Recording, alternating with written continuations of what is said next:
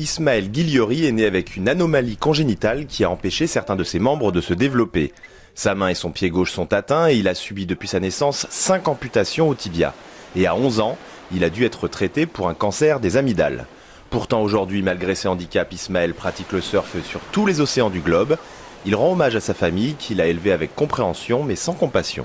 Moi, j'ai été élevé dans le respect des autres, dans la mesure du possible, et de prendre du bon temps et être acteur et autonome. Si tu veux quelque chose, donne-toi les moyens. Et si c'est facile, tant mieux. Mais si c'est dur, c'est peut-être qu'il faut redoubler d'efforts pour y arriver. Et j'ai, en bricolant dans le fond de garage, adapté des pieds, des techniques pour me permettre de surfer. Mais Ismaël ne s'est pas contenté d'être un excellent surfeur. Il a voulu partager son expérience avec d'autres. En 2004, il crée Vagues d'Espoir. Objectif de l'association, permettre à des personnes handicapées et valides de partager du temps ensemble autour d'une passion, le surf.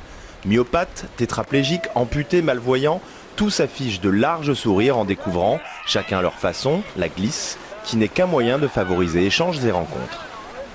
On arrive à tomber un petit peu les barrières, surtout quand on est au bord de l'eau. Les gens souvent s'approchent un petit peu par curiosité et très vite ils aiment bien filer un petit coup de main comme ça, pop pop.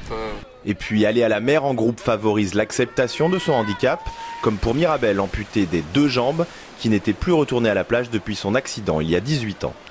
Parce que je pensais que c'était pas possible, ou j'étais complexée, ou je pensais que les gens qui étaient autour de moi, j'allais les embêter. Mais la mission de Vagues d'Espoir, qui compte près de 800 membres, devient difficile à assumer par manque de subventions.